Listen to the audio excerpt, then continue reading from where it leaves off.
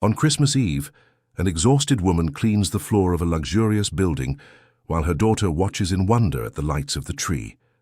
Unknowingly, a lonely businessman witnesses the scene and is deeply touched by the sweetness in the midst of scarcity. The gesture he makes next changes not only that night, but the entire course of both their lives. If this story interested you, don't forget to subscribe to our channel and tell us which city you're watching from. Let's continue. I promise this will be the best story you will hear in your life. The night of December 24th fell heavy over New York City. The streets of Park Slope, Brooklyn were less crowded than usual, with most people already tucked away in their homes, preparing for Christmas celebrations with their loved ones. Michael Foster drove his imported black sedan through the nearly empty avenues, watching the colorful lights adorning the facades of brownstones and apartment buildings. Every twinkling light, every illuminated tree in a window, every wreath hanging on a door seemed to scream at him what was missing in his own life. At 43, Michael had achieved everything a man could, materially: desire. The founder of one of the country's largest tech companies, with offices across the nation and international contracts worth millions, he was the very definition of what society called success. His triplex apartment on the Upper East Side had panoramic views of the city, a design signed by renowned architects, and a wine cellar that housed rare vintages from around the world. But on this night, as he drove with no particular destination, Michael felt all that success weighing on him like a chain around his chest. He didn't want to be home. The thought of spending another Christmas, Eve alone, staring at those pristine white walls, surrounded by silence and furniture that looked more like museum pieces than everyday objects, was unbearable. In previous years, he at least had the company of colleagues, hosted elegant dinners, entertained important clients. But this year was different.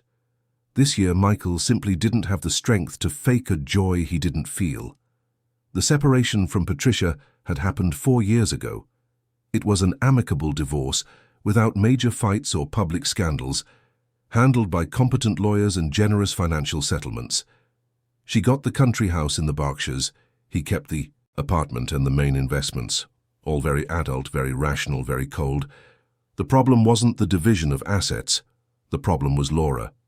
Laura was 8 when her parents separated. Now, at 12, she lived with her mother in a gated community in Westchester. Michael had the right to see her on alternate weekends and during school vacations, but the reality was quite different from what the court agreement stipulated. Laura was growing up, and her activities were multiplying. She had ballet classes, French lessons, tennis practice, friends' birthday parties, and Michael, always swamped with meetings, business trips, and unavoidable commitments, let the weekends slip by without even noticing. 1 month turned into 2, 2 into 3. The calls became sparse, the meetings rare, the conversations superficial. He tried to compensate with expensive gifts. He'd order imported toys, designer clothes, and the latest electronic gadgets online. Laura would thank him politely via text message, always with those short replies that teenagers tend to give. "Thanks, Dad." "Cool." "Des." Michael knew he was losing his daughter, but he didn't know how to reverse it. Or maybe he did and just didn't have the courage to admit that he would need to completely change his life to do so. That Christmas Eve, Michael had tried to arrange to pick her up so they could spend the night together. He called Patricia 3 days earlier, excited about the idea of preparing a special dinner, maybe taking her somewhere nice, winning back a little of the lost time. His ex-wife's response was polite but firm. Laura already had plans. She was going to spend Christmas at her maternal grandparents' house in the Hamptons, with her cousins, aunts, and uncles. She was looking forward to the trip to the beach. Michael could call her at night if he wanted. Of course he could call. As if a phone call could replace a presence, a hug looking into her eyes. He hung up the phone and stared at the screen for long minutes, feeling that familiar emptiness settling in his chest again. So he did what he always did when his emotions threatened to overflow. He dove into work. Meetings, reports, market analyses, financial projections. He kept himself busy until his executive assistant informed him that everyone had left for the holidays. He was alone on the 23rd floor of the office building, surrounded by computers and documents, trying to fill with productivity what was lacking in affection. Now driving through the half-empty streets of New York, Michael tried to decide what to do. He could go home, order food from an app, watch something on TV until he fell asleep. He could go to one of the upscale bars he used to frequent, maybe run into someone he knew, exchange pleasantries, drink expensive whiskey, and pretend everything was fine. Or he could just drive aimlessly until he was tired. That's when he saw the diner. It was a small place, almost hidden between two old brick buildings in Park Slope. The neon sign had a few burnt-out bulbs, forming an incomplete word. The corner plate diner.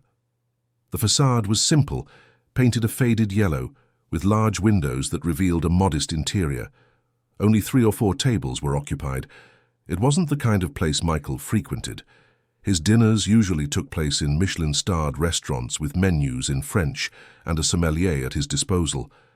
But something about this simple, unpretentious place drew him in. Maybe it was precisely the simplicity. Maybe it was the fact that in there, no one would know him. No one would judge him. No one would have expectations about who he should be. He could just be a man having dinner alone on Christmas Eve, without titles, without achievements, without the weight of his own success. He parked the car on the street, locked the doors, and walked to the diner's entrance. The cold New York night air made his skin prickle. He pushed open the glass door and was greeted by the sound of an old-fashioned bell and the smell of home-cooked food. Beans, rice, pot roast.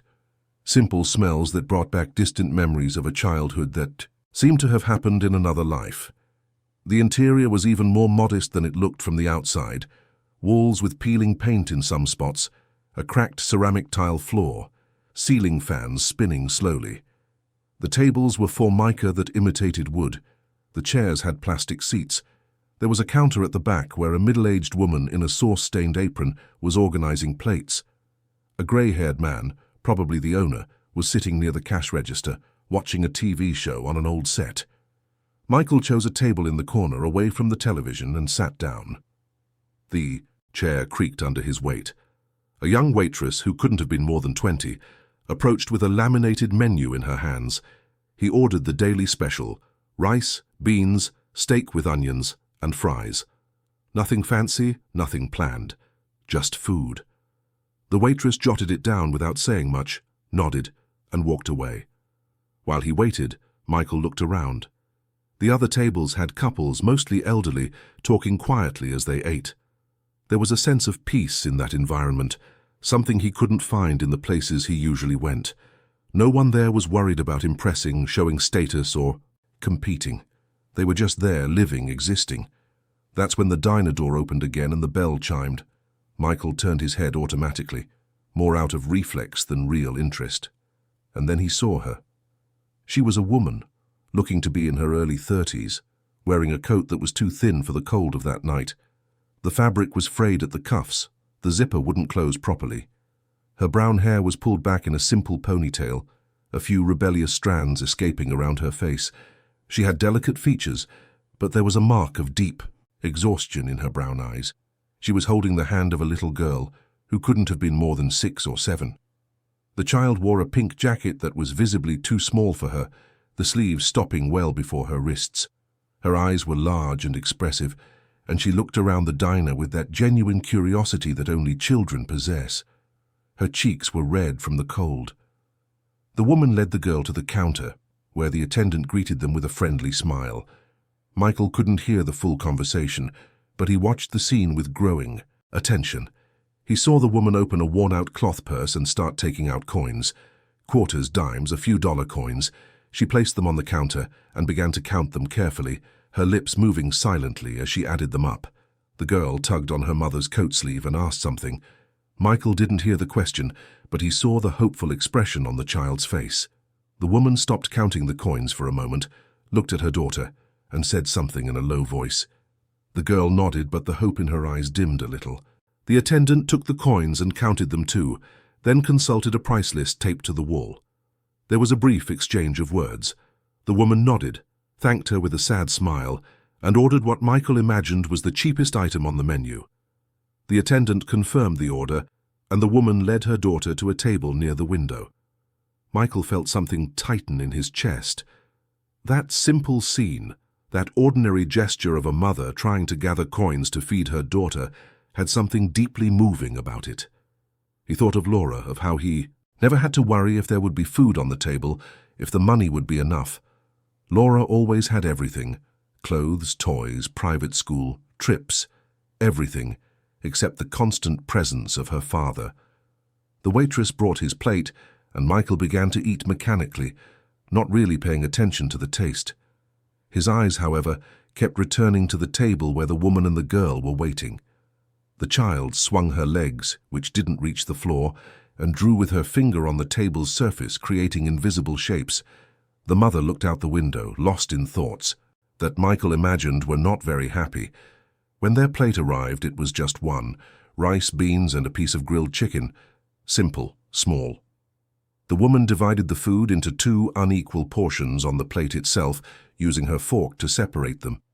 She gave the larger part to her daughter, keeping the smaller one for herself. The girl began to eat with appetite, clearly hungry. The mother ate slowly, chewing each bite as if she wanted to make it last as long as possible. Michael let his fork clatter onto his plate, the metallic sound making a few. People turned their heads. He couldn't eat anymore. Not while watching that scene. All the food in front of him seemed unnecessary, excessive, a waste, while there, just a few feet away, a mother and daughter were sharing a single plate. He called the waitress with a discreet gesture. When she approached, Michael spoke quietly but firmly. He wanted them to prepare another full plate with the best of everything on the menu: steak, side dishes, a dessert, and to take it to their table, saying it was compliments of the house. He didn't want them to know it came from him. The waitress looked at him with surprise, then smiled with a knowing look and nodded. She went to the kitchen, came back a few minutes later, and Michael saw her approach the woman and girl's table, carrying a tray with a generous plate. He saw the confusion on the woman's face, the polite refusal, the waitress's insistence. He saw the girl clap her hands with joy, and he saw the mother finally accept, with tears shining in her eyes. But something wasn't right. Michael realized that just watching from a distance wasn't enough. It wouldn't fill the void, he felt. It wasn't about giving money, about performing an anonymous act of charity and feeling good about himself. It was about connection. It was about presence. It was about being there, really there, with another human being. He stood up from his chair before he had even fully processed what he was doing. He crossed the diner with slow steps, feeling the eyes of a few customers on him. He stopped beside the table where the woman and the girl were sitting. They looked up at him, surprised. Up close, Michael saw even more details. The woman's deep-set, dark circles, the skin of her hands chapped from the cold and work, her short, unpolished nails. He saw the girl with her big, curious eyes, her light brown hair in 2 messy pigtails that were already coming undone. "Sorry to bother you," Michael said, and his voice came out softer than he intended. "I noticed you were dining alone, and, well, I'm alone too. Would it be too forward of me to ask if I could join you?" The woman was frozen for a moment, clearly not knowing how to react. Her eyes scanned Michael from head to toe, noticing the Italian wool coat, the expensive watch on his wrist, the polished leather shoes. The difference between their 2 worlds was stark. She opened her mouth to say something, probably a polite refusal, but the girl was faster. "Yes, you can sit." The childish voice came out excitedly, and she pointed to the empty chair next to her. "Mommy, let him sit with us. It's Christmas." The woman looked at her daughter, then back at Michael. There was suspicion in her eyes, but also an exhaustion too deep to sustain barriers for long. She sighed and made a vague gesture toward the chair. "Be my guest," she said, but her voice was cautious. Michael sat down, feeling strangely nervous. It had been years since he'd felt this way, insecure, not knowing exactly what to say. He was used to business meetings, presentations to investors, corporate dinners where everything followed a known script. But here, at this simple table in a modest diner, with a woman and a child he didn't know, all his social skills seemed to have evaporated. "My name is Michael," he said, extending his hand to the woman. She shook it briefly, and Michael noticed how cold her fingers were. "Julia," she replied, and then pointed to the girl. "And this is my daughter, Sophia." Sophia smiled at him, showing a gap where a front tooth should have been. "I lost it yesterday," she announced proudly, as if it were a major achievement. "Now I'm going to get $1 from the tooth fairy." Julia looked away, and Michael noticed the subtle pain in that gesture. There probably wouldn't be $1 under Sophia's pillow that night, but the girl didn't seem to notice her mother's sadness, continuing to smile with the carefree joy of children. Michael didn't quite know what to say, so he just smiled back at Sophia. "You're very brave," he said. "When I lost my first tooth, I cried so much my mom had to give me ice cream to get me to stop." Sophia laughed, a crystal-clear laugh that made something move inside Michael's chest. "Really, you cried?" "I sure did. I thought another one would never grow back." The girl found this the funniest thing in the world and kept laughing, clapping her little hands on the table. Julia watched the interaction with an expression that was hard to decipher. There was gratitude there, but also apprehension, as if she were constantly waiting for something to go wrong. Gradually, the conversation began to flow more naturally. Sophia was a talkative child, the kind who can't stay quiet for long. She told him about school, about the teacher she adored, about the drawing she had made in art class that her mom had hung on the fridge. She talked about a friend named Emily who had a dog, and how she wanted a dog too, but her mom said they couldn't have one because their apartment didn't allow pets. Julia would interject from time to time, gently correcting a detail Sophia exaggerated or adding information the girl forgot. Michael listened to everything with genuine attention, asking questions, laughing at the right moments, marveling at how easy it was to talk to this child. Sophia had no filters, no ulterior motives. She was pure honesty and joy. At one point, Sophia asked Michael if he had any children. The question caught him off guard, and he hesitated before answering. "I do," he said finally. "A daughter. Her name is Laura." "How old is she?" Sophia wanted to know immediately. 12. 12? She must be.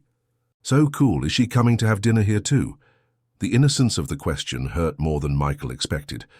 "No, she's spending Christmas with her mum. We don't live together." Sophia frowned, processing this information. "Why?" It was Julia who answered, placing a gentle hand on her daughter's shoulder. "Sometimes families live in separate houses, sweetie. It doesn't mean they don't love each other." Michael looked at Julia and saw understanding in those tired eyes. She knew. She knew what it was like to live with absences, with distances not measured in miles, but in silences, and lost opportunities. The conversation continued for longer than Michael had planned. He found himself telling stories from his own childhood, things he hadn't remembered in years. He talked about the first Christmas he spent with his grandmother, about the crooked tree they'd put up, because they couldn't afford a nice one. He talked about making lopsided snowmen, because the snow in the city was always more like slush. Julia listened, and gradually her defensive posture began to melt away. When Sophia yawned for the third time, Julia looked at the cheap watch on her wrist and was startled. "Wow, it's getting late. Sophia, honey, we need to go." The girl protested, saying she wanted to stay a little longer, but Julia was firm. They started to get up, and Michael felt a pang of panic, as if he didn't want the moment to end. He called the waitress and paid for all three of them before Julia could protest. She tried, of course, said it wasn't necessary, that she would pay her own way, but Michael was more insistent. "Please," he said, "it's Christmas. Let me do this." Julia looked into his eyes for a long moment as if trying to understand his intentions. Finally, she nodded. "Thank you," she said, and there was genuine emotion in that simple word. They left the diner together. The cold of the night hit them immediately. Sophia shivered, and Julia pulled her close, trying to warm her with her own body. Michael saw them start to walk down the sidewalk, not heading for any parked car. They were on foot. "Do you live far?" he asked. "Not too far," Julia answered vaguely. "About 5 blocks. 5 blocks in that cold with a small child wearing inadequate clothing. Michael didn't think twice. "My car is right there. Can I give you a ride?" Julia hesitated again, that self-defense reflex that women develop after living long enough. But there was something about Michael that made her trust him. Or maybe it was just the exhaustion, the cold, the desire to spare her daughter any more hardship. "Okay," she said finally. The drive to their apartment building was short but revealing. It was an old building in Park Slope, one of those built in the 70s, with a peeling facade and barred windows. The paint on the front gate was chipping. Julia thanked him again, took Sophia by the hand, and started to walk away. Michael watched until they entered the building and disappeared from view. Only then did he start driving again, but this time he knew exactly where he was going. Home. To that empty apartment that suddenly seemed even lonelier than before. When he entered the silent triplex, its automated lights turning on as he walked through the rooms, Michael felt the weight of the night fall on his shoulders. He went to his bedroom, took off his coat, and sat on the edge of the bed. He took his wallet from his pocket, and from inside it, he pulled out a small photo, its edges worn from being handled so much. It was Laura. She was 5 in the photo, smiling, showing all her baby teeth, holding a chocolate ice cream cone that was melting in her hands.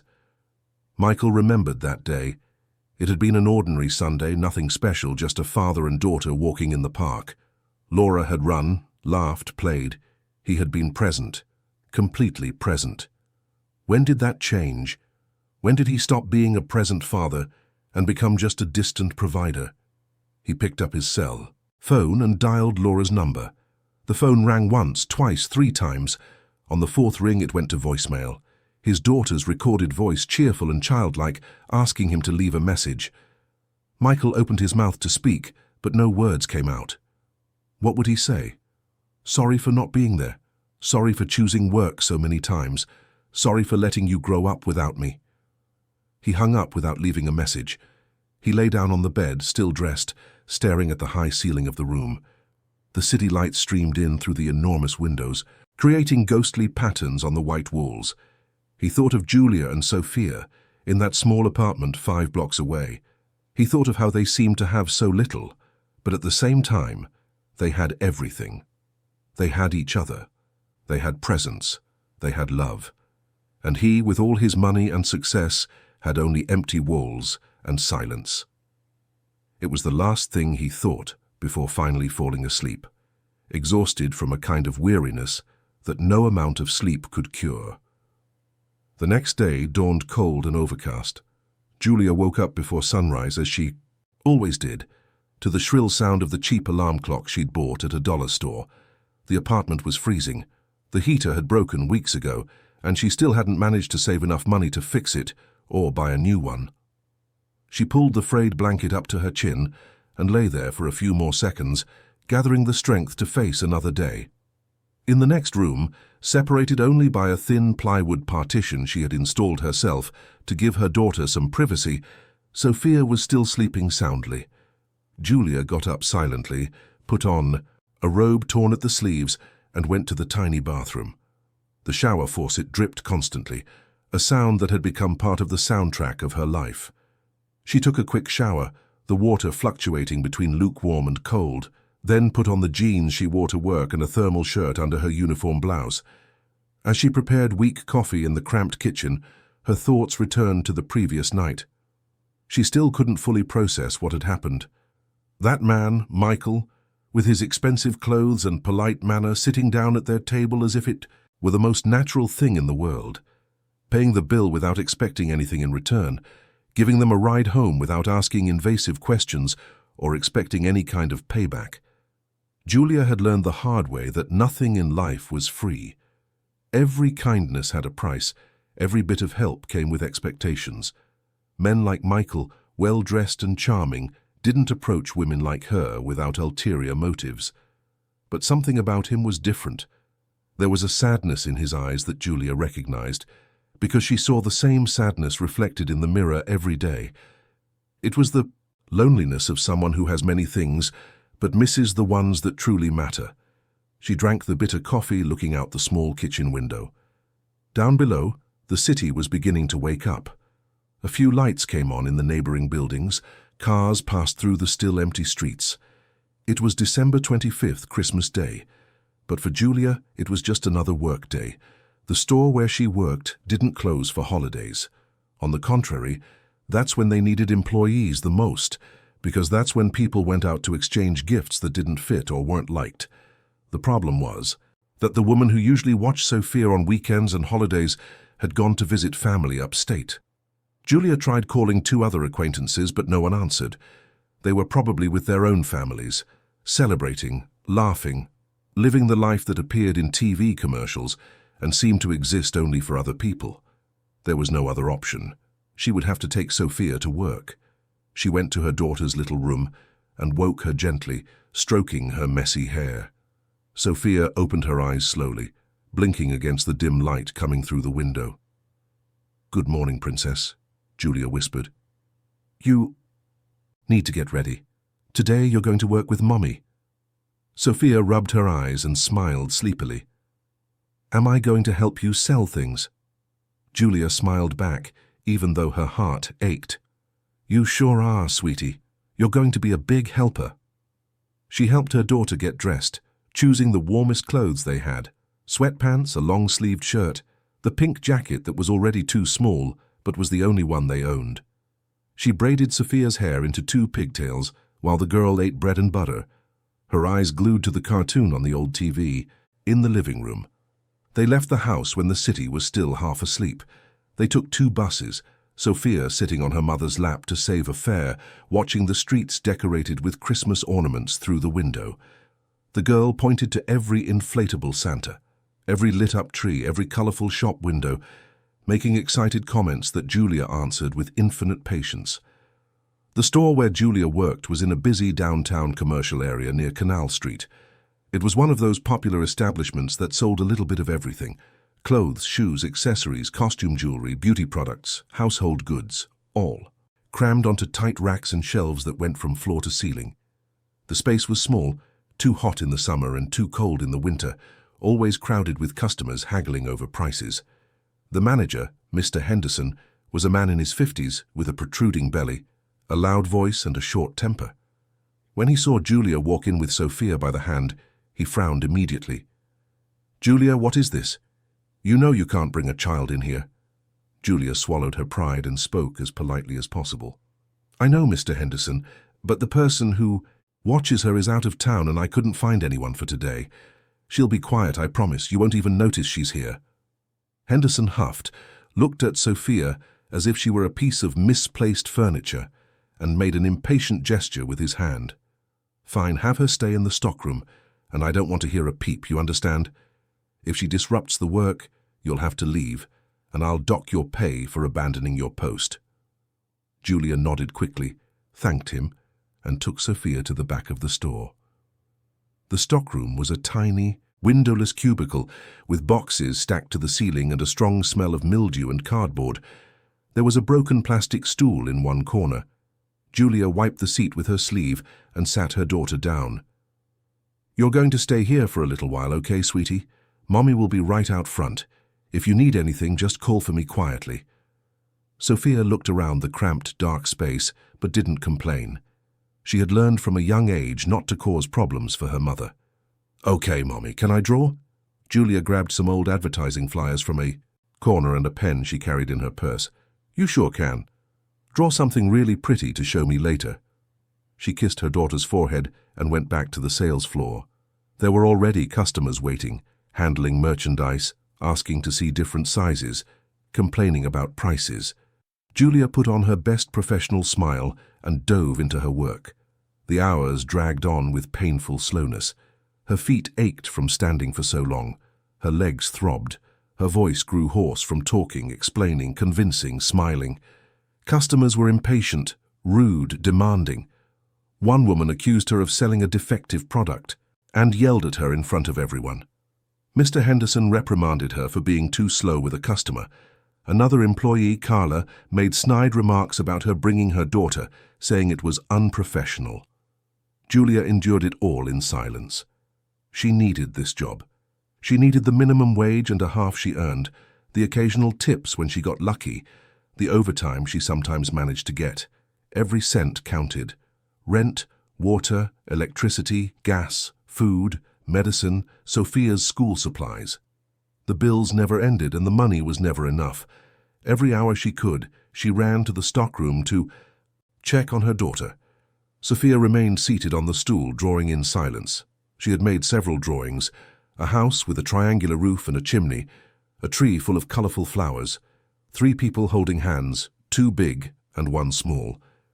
When Julia asked who the people in the drawing were, Sophia answered matter-of-factly, "It's me, you, and the man from yesterday, Michael." Julia felt something tighten in her chest. "It's beautiful, sweetie. You're an artist." She went back to the store and continued working, but the image of that drawing stuck in her mind. Sophia had included Michael in the imaginary family she drew, a family that didn't exist, a childhood fantasy created from a single dinner, a single act of kindness. Her shift only ended when the sun was already setting. Mr. Henderson dismissed the employees in a hurry, anxious to close the store and go home. Julia picked up Sophia from the stockroom, the girls sleepy and hungry, and they went out into the street. The cold of the night hit them hard. "I'm hungry, Mommy," Sophia murmured, rubbing her tired eyes. Julia looked in her purse, mentally calculating how much money she had left. Little. Very little. Enough for the bus fare and maybe something cheap to eat. "Let's get a snack, okay?" They walked through the bustling downtown streets, past street vendors, homeless people wrapped in blankets, teenagers laughing loudly in groups. Julia bought 2 slices of pizza and an orange juice from a corner stand. They sat on a park bench to eat. The square was decorated for Christmas. There was a large tree in the center, all lit up with colorful lights that blinked in sequence. Golden stars hanging from transparent wires created a false sky above their heads. Families strolled by, taking pictures, laughing, enjoying the holiday. Sophia ate her pizza with gusto, licking the grease from her fingers, watching the lights with fascination. "Mommy, look how pretty. It looks like a princess castle." Julia smiled, even though inside she felt that familiar sadness of not being able to give her daughter more. "It is pretty, sweetie." That's when she heard the voice. "Julia!" She turned her head quickly and felt her heart leap.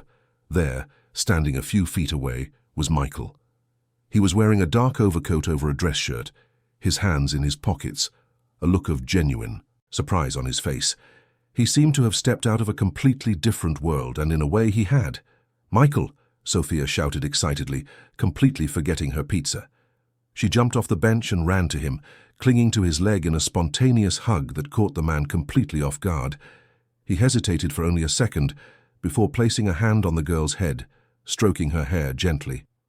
"Hi, Sophia. What a coincidence to run into you here." Julia stood up too, more slowly, wiping her hands on her jeans. "Hi. Yeah, it's a small world." Michael approached, his eyes scanning Julia's tired face, the dark circles, the paleness of her skin. "Are you okay?" "I'm fine," Julia answered automatically, the lie coming as easily as it always did. "Just a long day at work." "You worked on Christmas?" The question had an innocence that revealed just how different their worlds were. For Michael, holidays were sacred, days for rest and family. For Julia, holidays were days like any other, sometimes even worse because they meant more customers in the stores and more hours on her feet. "I work in a store downtown," she explained. "It doesn't. Close for holidays." Michael nodded, but something in his expression changed. There was understanding there, maybe even shame for having asked such a naive question. And Sophia, was she with someone? Julia hesitated. She didn't like admitting her struggles to strangers, but there was something about Michael that made her want to be honest. "She was with me, in the stockroom. I had no one to leave her with." Michael's expression darkened even more. A small child, alone in a stockroom for hours. He opened his mouth to say something, but Julia interrupted him. "She was fine. She drew all day. Sophia loves to draw." As if on cue, Sophia tugged on Michael's coat sleeve. "Want to see my drawings? I made a bunch." Michael smiled at her. "I'd love to." Sophia ran back to the bench, grabbed the crumpled papers Julia had saved in her purse, and brought them over to show him. Michael knelt on the cold ground of the square, getting down to the girl's level, and examined each drawing with genuine attention. He made comments, praised the colors, asked about details. Sophia was beaming with the attention. When he got to the drawing of the three people holding hands, Michael was silent for a moment. "Who are these people here, Sophia?" "It's us," the girl answered naturally. "You, me, and my mom." Julia felt her face flush with embarrassment. "I'm sorry. She doesn't quite understand how things are yet." But Michael didn't seem bothered. On the contrary, he looked at the drawing with an intensity that surprised Julia. "It's beautiful, Sophia. Can I keep it?" The girl hesitated, clearly torn between the pride of having her work appreciated and the reluctance to part with it. Michael noticed. "Or better yet, how about I keep it very safe and you make another one just like it for your mom?" Sophia thought for a second and then agreed, handing the paper to Michael with a smile. He folded the drawing carefully and put it in the inside pocket of his coat, as if it was something precious. He stood up, brushing off his knees. "Have you two had dinner?" Julia pointed to the bench where the remains of the pizza still lay. "We just ate." Michael looked at the cold, greasy pizza, then at Sophia, who was already looking hungry again, and then at Julia. "That's not dinner. Let me take you to eat something real." Julia opened her mouth to refuse, pride and caution screaming inside her. But before she could say no, Sophia clapped her hands excitedly. "Can we, Mommy? Please." And maybe it was the exhaustion from the long day, or the hunger she felt even after the pizza, or simply the loneliness that consumed her. But Julia heard herself say yes. Michael took them to a nearby restaurant, not as fancy as the ones he usually frequented, but still infinitely better than any place Julia normally ate. It had cloth tablecloths, polite waiters, a real menu instead of laminated photos on the wall. The three of them sat at a table by the window. Sophia sat between the two adults, swinging her legs that didn't reach the floor, looking around with wide, enchanted eyes.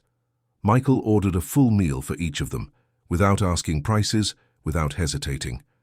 While they waited for the food, they talked.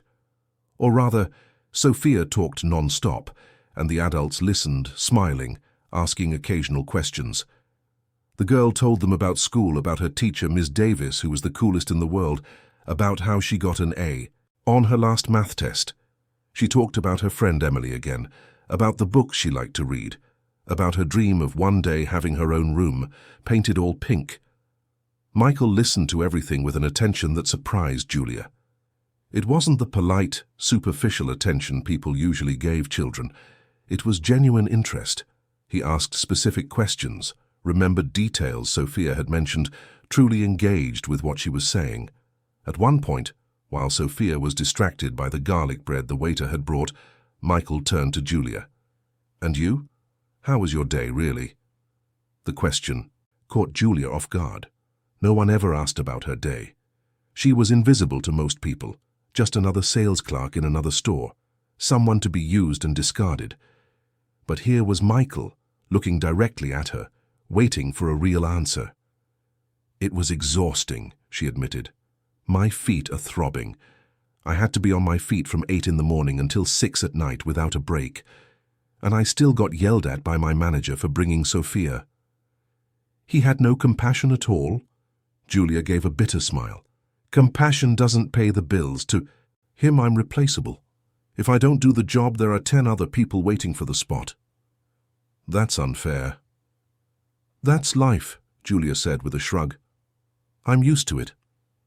"You shouldn't be. No one should get used to injustice." The words hung in the air between them. Julia looked at Michael, really looked, trying to understand who this man was. He came from a world of privilege, that was obvious.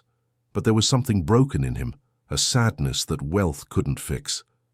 "And you?" she asked, turning the tables. "How was your Christmas?" Michael hesitated. The same hesitation she had shown. "Lonely," he admitted finally. "I tried calling my daughter again today. She didn't answer. She sent a short text thanking me for the gift I sent, but she didn't want to talk." Julia saw the genuine pain in his eyes. "How old is she again?" 12. "But it feels like she's 1,000 miles away." "I let this happen. I chose work, meetings, trips. I thought I was building a future for her, but I was just pushing myself away." "You can still change that." Michael looked at her with a mix of hope and disbelief. You think so? I do. She's 12, not 30. There's still time. But it has to be real presents, not just money and gifts. Like you do with Sophia? Julia smiled, a tired but genuine smile. I don't have a choice. It's just the two of us. All I can give her is my presents because I have nothing else. But I've learned that sometimes that's the most important thing. The food arrived, and they ate in a comfortable silence, interrupted only by Sophia's excited comments about how delicious everything was. She tried everything with enthusiasm, her eyes shining. Julia watched her daughter and felt her heart ache with a mixture of gratitude and guilt. Gratitude for this moment of abundance, guilt for not being able to provide it every day. When they finished, Michael insisted on paying again. This time, Julia didn't protest as much. She was learning that sometimes accepting help wasn't a sign of weakness, but of humanity. They left the restaurant and went back out into the cold night. The square was even brighter now, with more families strolling, Christmas music playing from hidden speakers. Sophia wanted to see the tree up close and ran ahead, leaving the two adults walking side by side. Michael, Julia said suddenly, stopping. Why are you doing this? He stopped too, turning to face her. Doing what? All of this. The dinners, the conversations, the attention. You don't know me. You don't know us. Why do you care? Michael was silent for a long moment, looking at Sophia, who was twirling around the illuminated tree, laughing to herself. When he finally answered, his voice was thick with emotion. Because last night, when I saw you two in that diner, I saw something I lost a long time ago. I saw real love. I saw presence. I saw what really matters. And I realized how empty my life is. I have everything money can buy, but I have nothing that truly matters. You and Sophia reminded me of that. Julia felt tears sting her eyes. We're not a charity project, Michael. We're real people with real problems. I know, and that's exactly why I want to be around. It's not about charity. It's about connection. It's about remembering what it is to be human. Before Julia could answer, Sophia came running back, taking both of their hands. Let's go see the lights all together. And there in that decorated square, under an artificial sky of golden stars, the three of them walked side by side, Julia in the middle holding Sophia's hand with her right and, hesitantly but decisively, accepting the hand Michael offered with her left. It was strange. It was unexpected. It was scary. But it was also good. For the first time in years, Julia didn't feel completely alone. And looking at Michael, she saw in his face the same relief, the same silent gratitude for no longer being isolated in his own world. Sophia pointed to every light, every ornament, every detail of the Christmas decorations, her childish voice filling the silence between the adults. And in that moment, walking through an ordinary square in New York, three people who were lonely in their own ways found something they didn't even know they were looking for. They found belonging. The days that followed that second encounter brought a subtle but profound change to the routine of everyone involved. Michael, who used to spend his late afternoons locked in his office or at soulless business dinners, now found himself counting the hours until he could see Julia and Sophia again. It wasn't planned, it wasn't rational. It was simply a need that grew inside him, as if those two people had opened a door in his chest that had been locked for years. On the third day after Christmas, Michael showed up at the door of the store where Julia worked. It was almost 6 in the evening and the rush was dying down. Julia was arranging a rack of clothes when she felt someone looking at her. She turned, and there he was, standing at the entrance, wearing dark jeans and a wool sweater, trying to look more casual, more ordinary. But there was something about him that always made him stand out, a natural elegance that simple clothes couldn't hide. Julia felt her heart race. Michael? What are you doing here? He smiled a little sheepishly. I thought I'd give you and Sophia a ride. If you want, of course. I don't want to be intrusive. Mr. Henderson, who was at the cash register, looked from Michael to Julia with a suspicious expression. Julia felt her face heat up. She still had about 20 minutes left on her shift. But the idea of getting out of there of escaping the manager's judgmental gaze and Carla's snide comments was too tempting. "Just a moment," she said to Michael, and quickly went to the stockroom to get Sophia. The girl was on the same stool, drawing as always. When she saw her mother, she stood up excitedly. "Are we leaving already?" "We are, and there's a surprise outside." Sophia's eyes lit up. "What surprise?" Julia just smiled and took her daughter's hand. When they came out to the sales floor and Sophia saw Michael, she let out a little shriek of joy and ran to him. Michael scooped her up into his arms, as if it were the most natural thing in the world, spinning her in the air while the girl laughed. Mr. Henderson cleared his throat loudly, making his displeasure clear. "Julia, your shift doesn't end until 6:15. Julia looked at the clock on the wall. There were exactly 18 minutes left. She opened her mouth to say she would stay, but Michael was faster. "Actually, I need to speak with her about an urgent matter, a family matter. I hope you understand." There was something in Michael's tone, a calm but undeniable authority, that made Mr. Henderson hesitate. He looked from one to the other, clearly annoyed but unsure how to react. "Fine," he grumbled finally, "but be here 15 minutes early tomorrow to make up for it." Julia agreed quickly, grabbed her worn purse and left the store before the manager could change his mind. Outside, in the cold of the falling night, she looked at Michael with a mix of gratitude and concern. "You didn't have to do that. Now he's going to be watching me even more closely. He was being abusive. 18 minutes makes no difference. It does when you need the job." Michael's face grew serious. "I'm sorry, I didn't think. Sometimes I forget how things work for people who don't have my privileges." Julia sighed. "It's okay, and thank you for coming." They walked together to Michael's car, which was parked 2 blocks away. Sophia walked between them, chattering about her day in the stockroom, the drawings she'd made, how hungry she was. Michael listened attentively, asking questions, laughing at the right moments. When they reached the car, Sophia was amazed. It was a gleaming black sedan with a beige leather interior. She had never been in a car like this. Michael helped her buckle her seatbelt in the back, adjusting it carefully, and then opened the passenger door for Julia. On the way to their apartment, Michael suggested they stop for a bite to eat. Julia tried to refuse, saying she had food at home, but Sophia pleaded with her big eyes, and Julia eventually gave in. They stopped at a cozy bakery with wooden tables and the smell of fresh bread. They ate sandwiches, drank orange juice, and Sophia got a piece of chocolate cake that was bigger than her head.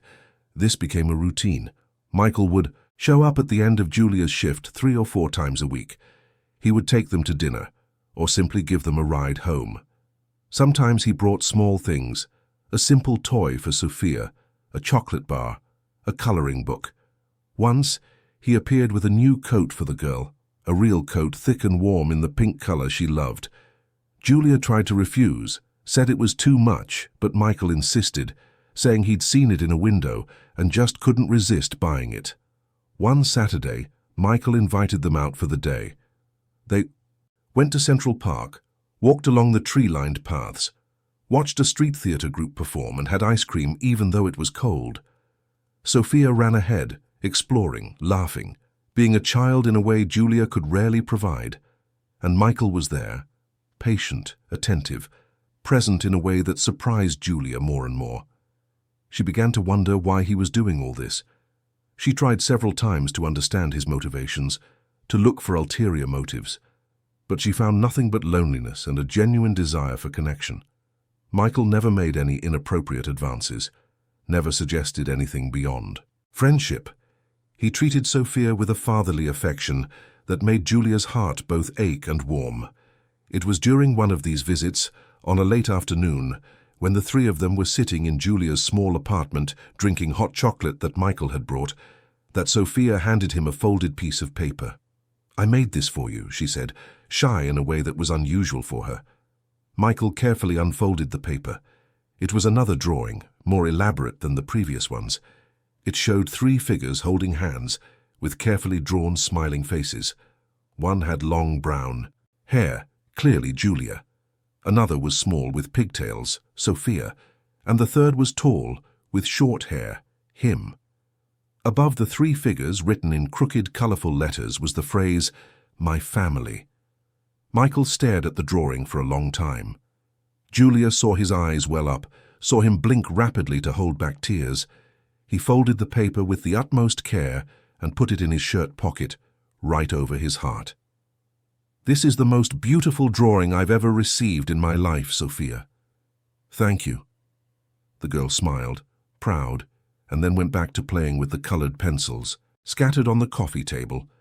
Julia and Michael looked at each other over her head, and something passed between them in that gaze. A silent understanding, a recognition that something was changing, transforming into something bigger than either of them had planned. Later, when Sophia was distracted watching TV, Julia and Michael went to the tiny kitchen on the pretext of washing the mugs. There, in the cramped space, Julia finally asked what had been hammering in her head. "Michael, where is this going?" He stopped drying the mug he was holding and looked at her. "What do you mean?" "This, you, us, this whole situation. You show up here, take us out, bring gifts. Sophia is getting attached to you. I'm getting attached to you, and I'm scared of what will happen when you get tired of this and leave." Michael placed the mug carefully on the counter. "Who said I'm leaving?" "Everyone leaves," Julia said, her voice trembling. "People come into our lives, stay for a while, and when they realize we're not that interesting, when the novelty wears off, they leave. And we're left behind, we're always left behind." "I'm not everyone," Michael replied. "And look, know you have no reason to believe me. We haven't known each other that long, but I need you to know that this," he gestured vaguely, indicating the kitchen, the apartment, the whole situation. "This isn't a hobby for me. It's not charity. It's real. You two have become the most important part of my days." Julia felt tears burn her eyes. "Why? Why us?" "Because you remind me of what really matters, because Sophia makes me want to be a better father. Because when I'm with you, I don't feel empty. For the first time in years, I feel alive." Before Julia could answer, Sophia appeared at the kitchen door, rubbing her sleepy eyes. "I'm sleepy, Mummy." Julia quickly wiped her eyes and picked her daughter up. "Let's get you to bed then, sweetie." Michael followed them to the tiny room where Sophia slept. Julia helped the girl change and tucked her into the narrow bed, pulling the thin blanket up to her chin. As she was about to leave, Sophia called out to Michael. "Michael, can you say good night to me too?" He seemed surprised but immediately approached, kneeling beside the bed. "Good night, princess. Dream of beautiful things." Sophia looked at him with her big, innocent eyes, and then she asked a question that changed everything. "Michael, can you be my dad?" The silence that followed was heavy, charged with emotion. Julia, standing by the door, felt the tears return. Michael was completely still, as if he had forgotten how to breathe. "Sophia, sweetie," Julia began, trying to soften the situation. "Michael already has a daughter. Laura, remember."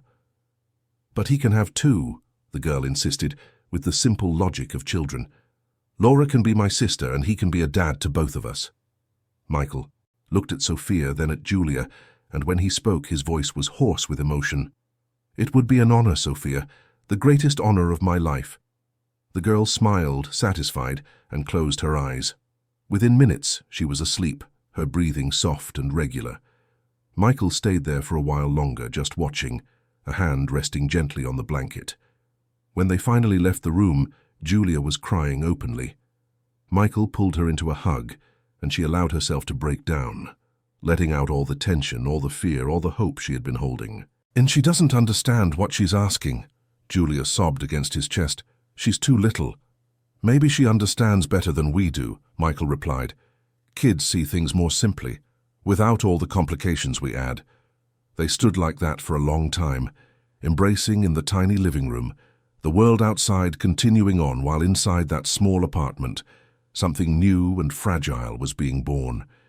In the days that followed, Michael began to think seriously about what Sophia had asked. He thought about Laura, about how he had failed as a father, about how money and success had stolen the precious years of his daughter's childhood from him, and he thought about how with Sophia he was getting a second chance, a chance to do it right, to be present, to be the father he should have been. But he knew he couldn't just replace one daughter with another. Laura needed him even if she didn't know it yet, and maybe, just maybe, the two girls could benefit from each other. That's when he had the idea.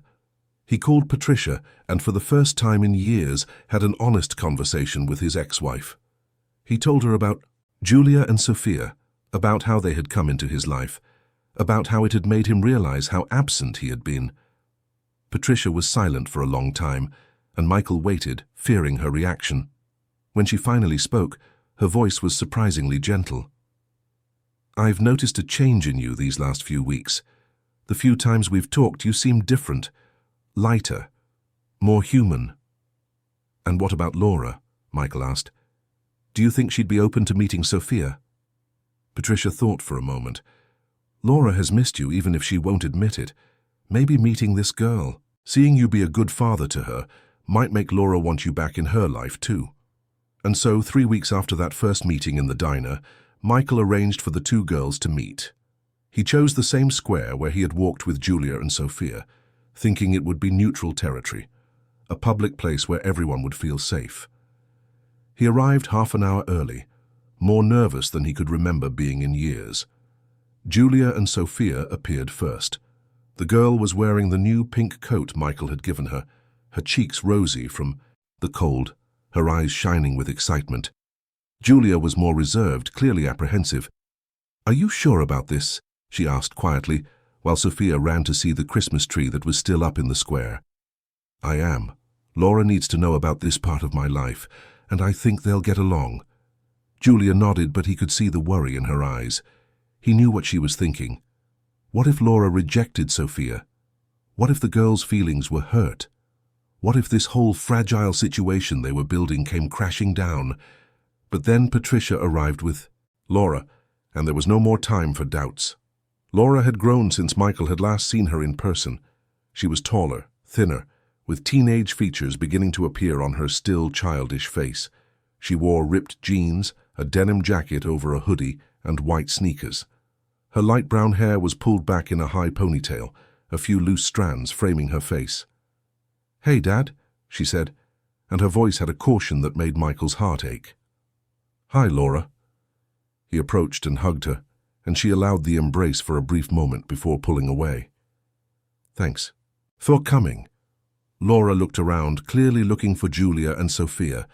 Patricia had told her about the meeting, preparing her, but it was still strange, uncomfortable. Michael gestured, and Julia approached, leading Sophia by the hand. The little girl had suddenly become shy, hiding behind her mother's legs at the sight of the older girl. "Laura, this is Julia, and this," Michael knelt and picked Sophia up, "is Sophia." The two girls looked at each other. Sophia, with her 7 years of innocence and curiosity, Laura with her 12 years of teenage suspicion and confusion. The silence stretched on, heavy, with expectation. It was Sophia who broke the ice. "Hi, are you Laura? My dad told me a lot about you." "My dad." The words came out so naturally that they made all the adults present freeze. Laura blinked, surprised, processing what she had just heard. "Your dad?" she repeated, looking from Sophia to Michael. Michael gently put Sophia down and knelt between the two girls. "Laura, I know this is strange and confusing, but Julia and Sophia came into my life a few weeks ago and changed everything. They made me realize how wrong I was, how much I was missing with you. I don't want you to think I'm trying to replace you, never. You are my daughter and you always will be." Laura listened with a hard-to-read expression. Her arms were crossed, her posture defensive, but there was something in her eyes that betrayed the vulnerability beneath the teenage armor. "And she calls you Dad?" she asked, pointing to Sophia. "She does, and I'm trying to be worthy of that title." "You were never there for me," Laura said, and there was pain in her voice. "You spent years buried in work forgetting about me, and now you show up with a new family like nothing happened." The words were like a punch to Michael's gut. "You're right. I failed you. I failed you in every possible way, but I'm trying to change that. And meeting Sophia showed me the kind of father I should have been for you all along." Laura looked at Sophia, who was watching her with those big, curious eyes. "And what do you want me to do? Pretend everything's okay? Be her friend? I don't want you to pretend anything. I just want you to get to know her, to give her our chance, for me, for you, for us. There was a long silence. Sophia, sensing the tension, took a step forward and held out a piece of paper to Laura. This is for you. Laura took the paper automatically. It was a drawing. It showed two girls, one bigger and one smaller, holding hands, smiling. Above them was written in crooked letters, "My sisters." You draw? Laura asked, her voice softening slightly. Sophia nodded enthusiastically. I love to draw. Do you like it too? I draw sometimes, Laura admitted. Mostly in art class. I have art class too, Sophia exclaimed. And my teacher says I'm really good. And just like that, with the simplicity only children possess, the conversation began to flow. Laura, still cautious, started talking about school, her classes, the drawings she made. Sophia listened, mesmerized, asking questions, laughing, sharing her own stories. The adults stepped back a little, giving the girls space. Michael watched the scene with a tight heart, hardly believing it was really happening. Patricia came over to him. She's special, that Sophia, his ex-wife said, and Julia seems like a good person. They both are, Michael agreed. You've really changed. I can see it. They changed me. They showed me what I was missing. Patricia looked at Laura and Sophia, who were now sitting on a bench comparing drawings. Take good care of them, all of them. You have a second chance with Laura. Don't waste it. I won't. I promise. They spent another 2 hours in the square. The girls played, talked, laughed. When it was time to go, Sophia hugged Laura tightly, and to everyone's surprise, Laura hugged back. Can I see you again? Sophia asked hopefully. Laura looked at Michael, then at Sophia and smiled. A small, still hesitant but genuine smile. Yeah, you can. And in that moment, walking back to the car with Julia by his side and the two girls chatting a few steps ahead, Michael felt something he hadn't felt in years. He felt whole. The following weeks brought a visible transformation in everyone. Laura began asking to see Sophia more often. At first, they were short meetings, always with Michael mediating, but gradually the relationship between the two girls solidified. They exchanged text messages, with Laura teaching Sophia how to use emojis, and the younger girl sending photos of her drawings. Michael watched it all with a mixture of joy and disbelief, as if he were witnessing a miracle unfold in real time. Julia, for her part, continued working at the store, but now with a different lightness. The days were still long and tiring. Mr. Henderson was still a difficult boss, but she had something to look forward to at the end of her shift. She had Michael showing up with that smile that made her feel seen. She had Sophia excitedly telling her about her conversations with Laura. She had a sense of belonging she had never experienced before. It was on a cold January night after a simple dinner at Julia's apartment that Michael made the proposal that would change everything. They were sitting on the small living room sofa, Sophia already asleep in the next room, a cup of cooling coffee in both their hands. Michael seemed nervous, which was unusual for a man who normally radiated confidence. Julia, he began, and there was something in his voice that made her pay immediate attention. I've been thinking a lot about us, about this whole situation. Julia's heart sped up. This was it, the moment she had been dreading. He was going to say, it had been nice, but he needed to move on, that the novelty had worn off, that it was time for them to go back to their separate lives. I'm listening, she said, trying to keep her voice steady. Michael put his cup on the coffee table and turned to face her completely. I hate the idea of leaving every night. I hate leaving you two here, in this cold apartment where the heater doesn't work. I hate knowing you wake up before sunrise to take 2 buses to work. I hate that Sophia spends her day locked in a dark stockroom drawing by herself. Julia felt tears sting her eyes. I know it's not perfect, but it's what we have. It's what I can give her. I know, and I'm not judging. You're the most incredible mother I've ever met. You work miracles with what you have. But, Michael took a deep breath, what if it didn't have to be this way? What do you mean? What if you two came to live with me? The words hung in the air between them. Julia was completely still, trying to process what she had just heard. Live with him in his luxurious Upper East Side apartment. Leave behind the life she knew, as difficult as it was. Michael, I can't just accept charity. It's not fair to you. It's not charity, he said firmly. It's family. You once said I still had time to fix things with Laura. Well, I'm trying. But I've also realized I don't just want to fix the past. I want to build a future. With you, with Laura. I want to wake up and see Sophia running around the house. I want to have breakfast with you. I want to be truly present, not just on occasional visits. What if it doesn't work out? Julia asked, her voice trembling. What if you realize it's too much work, too much noise, too complicated? Sophia is a child. She makes messes, wakes up in the middle of the night, has tantrums. It's not like having visitors. I want the messes. I want the tantrums. I want to be woken up in the middle of the night. I want all of it because it means I'm not alone anymore. Julia closed her eyes, feeling the tears finally fall. I'm scared. Me too, Michael admitted. I'm scared of messing it all up. I'm scared of not being good enough, but I'm more scared of letting this chance slip away. She opened her eyes and looked at him, really looked. She saw the man who had been just a stranger a few weeks ago and was now essential to her life. She saw the sincerity in his eyes, the vulnerability in his expression, and she saw love, genuine love, not just for Sophia, but for her too. Okay, she whispered, we'll do it. The smile that spread across Michael's face was so radiant it made Julia laugh through her tears.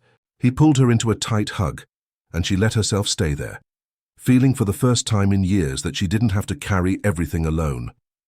The move happened 2 weeks later. Julia didn't have many things to bring, a few boxes of clothes, Sophia's toys, the drawings the girl insisted on keeping, some kitchen utensils that had sentimental value. Michael hired a moving company, but in the end, most of their belongings fit in the trunk of his car. When they arrived at the triplex on the Upper East Side, Sophia was speechless.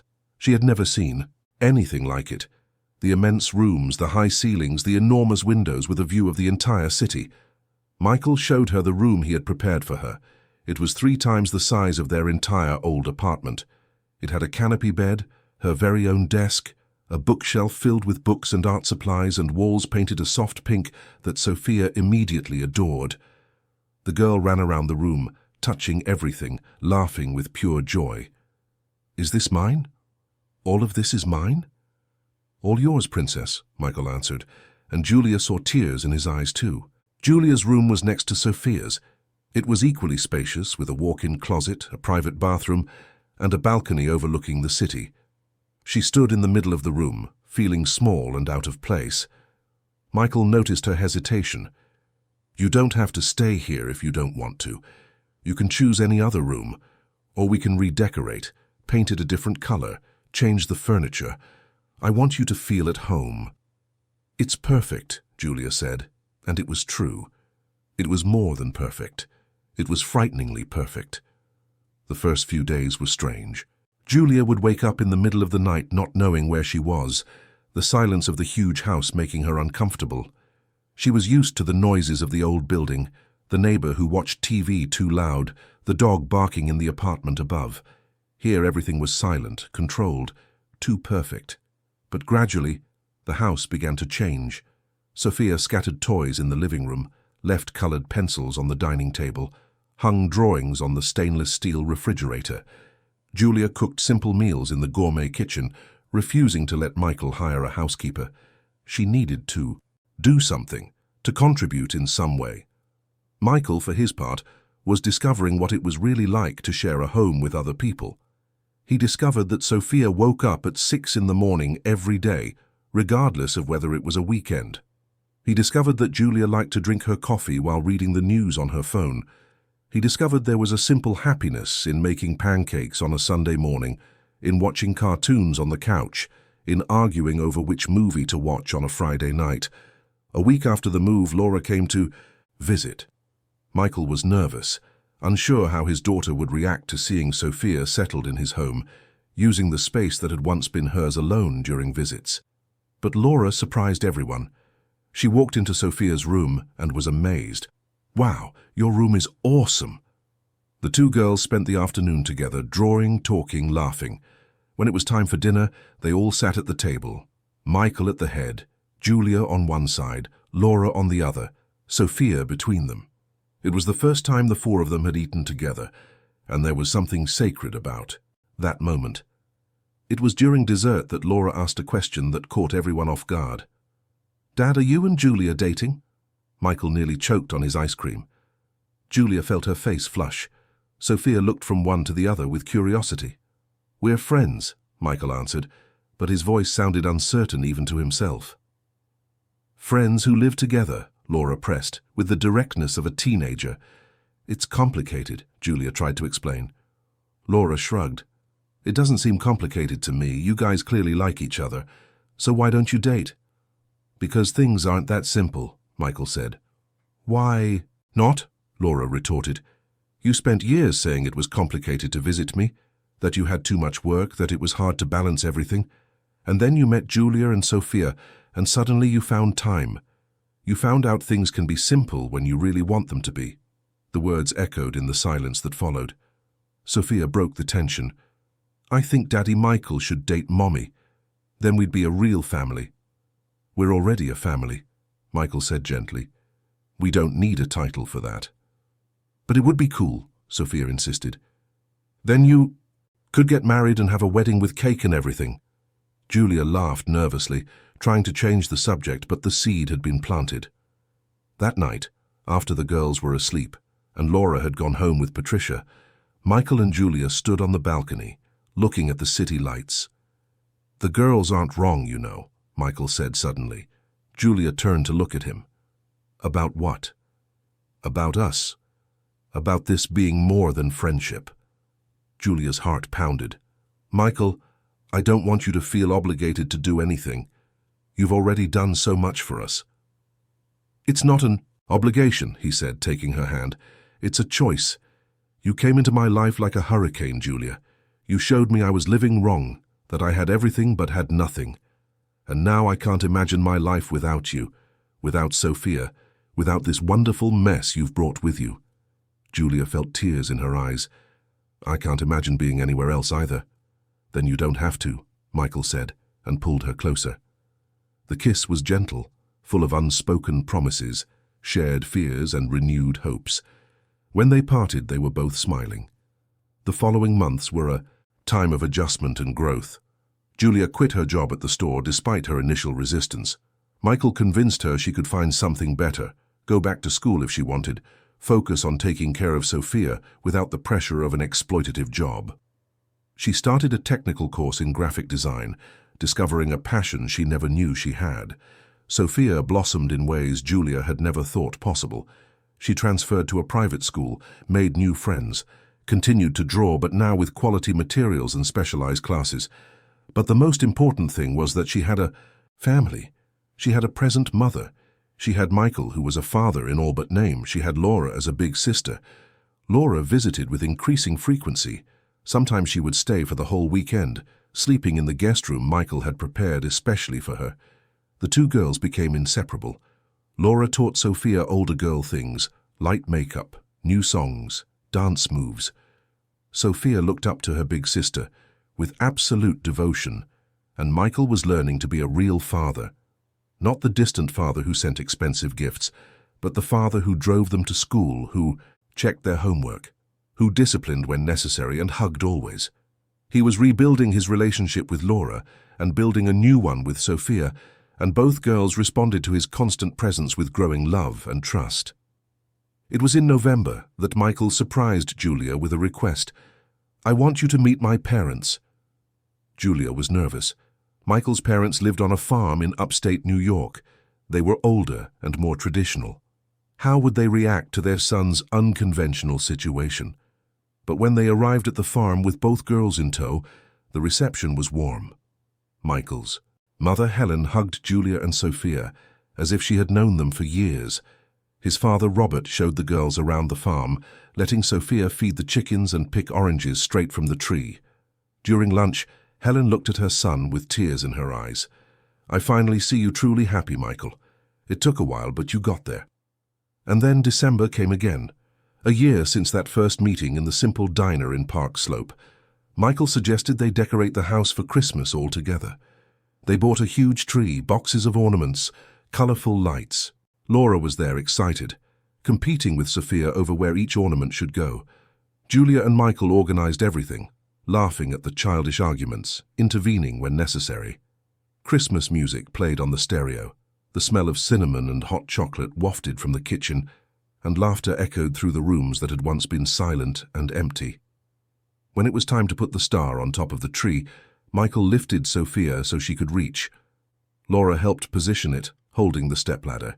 Julia took pictures, capturing every moment. With the star finally in place, they all stepped back to admire their work. The tree shone beautifully, reflecting colorful lights all over the living room. It was Christmas Eve again, but this year was completely different from the last. Michael knelt and opened his arms, calling to the two girls. Laura and Sophia ran to him, and he hugged them tightly. Julia approached too, and Michael extended an arm to include her in the embrace. There, in the middle of the decorated living room, with the illuminated tree behind them, the four of them held each other. A family that hadn't started in the traditional way, that didn't follow conventional patterns, but that was real and true in all the ways that mattered. "Now we're a family," Michael said, his voice thick with emotion. "The family I always wanted and didn't even know." Laura squeezed his hand. "The family I needed." Sophia looked around at each of the faces she loved. "The best family in the world." And Julia, with tears streaming freely down her face, whispered, "The family we built together." Michael looked at each of them, his heart so full it felt impossible to hold anything more. He thought about how empty his life had been a year. How he had everything in material terms, but nothing that truly mattered. And he thought about how a simple dinner in a modest diner had changed absolutely everything. It wasn't money that had brought them together. It wasn't fate or luck. It was choice. Michael's choice not to remain indifferent to the moment of vulnerability he witnessed. Julia's choice to accept help even when her pride screamed to refuse. Their shared choice to trust, to allow themselves to connect, to build something new from their shared loneliness. And the children, with their simple wisdom, had seen what the adults took longer to accept. That family isn't defined by blood or documents. It's defined by presence, by choice, by love demonstrated every day in gestures big and small. That Christmas night, after the girls had finally gone to sleep, exhausted from all the excitement, Michael and Julia sat on the couch watching the tree lights blink in the dark. "Thank you," Julia said suddenly. "For what?" "For seeing us, for not just walking by, for caring." "I should be thanking you," Michael replied, pulling her closer. "You saved me from a life that looked successful but was completely empty. You gave me a reason to be present, to be better, to truly live." She rested her head on his shoulder, and they sat like that for a long time, in comfortable silence, listening to each other's breathing, feeling the shared warmth, silently grateful for this improbable moment that had become their reality. Outside, New York City remained alive, millions of people living their lives, each with their own stories. But here, in this apartment that had been cold and was now full of life, four people had found something rare and precious. They had found a home, they had found family, they had found love, and it had all started with a simple act of compassion on a cold Christmas Eve. A shared dinner, an offered smile, an extended hand, an open door. Sometimes that's how life changes. Not with grand events or dramatic moments, but with small choices that accumulate until they become something extraordinary. The choice not to ignore another's suffering. The choice to allow oneself to be vulnerable. The choice to believe that it's possible to start over, no matter how many times life has hurt you before. Michael looked around his transformed home. There were toys scattered on the floor. Sophia's drawings stuck with magnets to the fridge, Laura's books forgotten on the coffee table, shoes of all sizes piled near the door, the smell of home-cooked food lingering in the curtains. Mess, life, love. It was perfect. Imperfect, but perfect. And when Julia turned to kiss him, soft and sweet, with the promise of 1,000 tomorrows ahead, Michael knew with absolute certainty that he had finally found what he had been searching for his entire life. It wasn't success, it wasn't money, it wasn't power or prestige, it was this. It was presence, it was connection, it was family, it was love.